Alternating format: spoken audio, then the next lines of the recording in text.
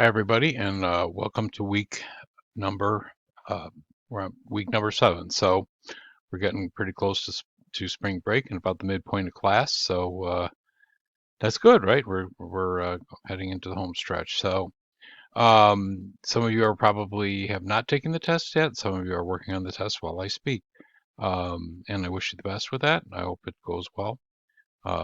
So the early results look pretty good. So I think you guys are doing a pretty good job.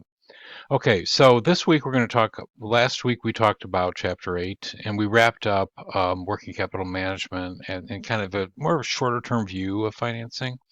Now we're going to go into a new section of finance, which starts off with Chapter 9, which we are going to do this week. You're going to do the homework and the assignments, and uh, we're going to dive into a new section of the class, which I'm going to try to open up here. This guy out of the way. All right, so we're going to call this the capital budgeting process. That's a broad term for it, but it starts us to think a little bit more long term.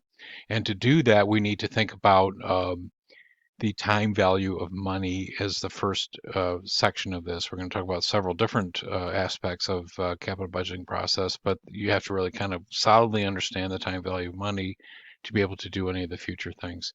So when we look at Chapter 9, what we're going to talk about doing is I want you to understand what the time value money is and how a dollar received today is worth more than a dollar received in the future. Read that very carefully because that's not necessarily intuitive, but definitely take a good hard look at that because the time value money seems like it's a pretty simple concept, but it really isn't. And when you try to apply it, sometimes it gets a little confusing for folks. So don't worry about that.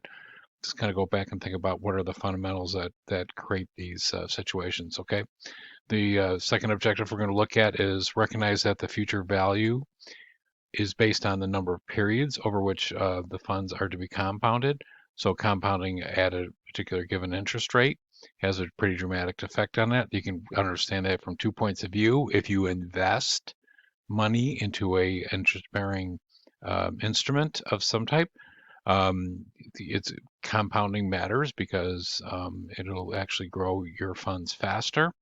And conversely, if you've ever bought a home or you're going to buy a home and you find that mortgage paper and the truth in lending uh, documents that you get, you see how much you're actually going to pay, the value of the interest and the principal that you owe on the loan.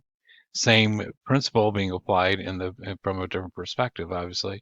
And you say, oh my gosh, that house isn't worth all that money. What am I doing this for?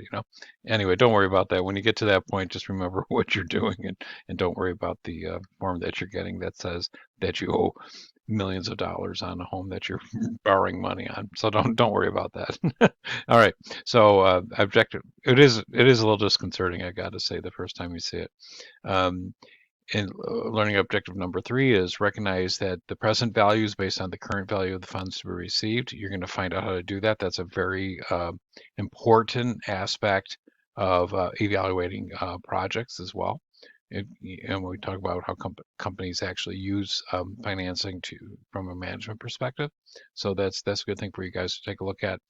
And then you're going to calculate the yield on investment, the rate of return, basically, of the annuity date and the payments required. A bunch of different mechanical calculations you're going to do. This is where it's really helpful to have a financial calculator.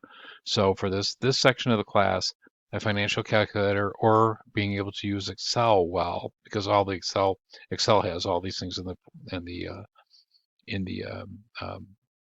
format of functions within Excel. So you can do it in there as well.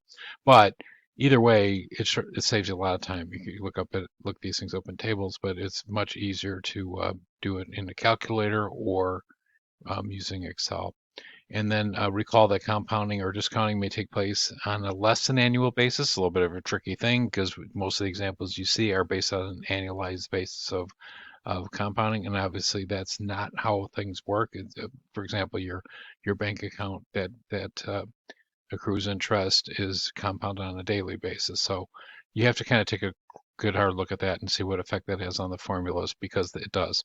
Okay, so that's basically what Chapter 9 is. I wish you the best. I hope you did well on the test, and I and I wish you luck with working through Chapter 9. If you have any questions, don't hesitate to ask.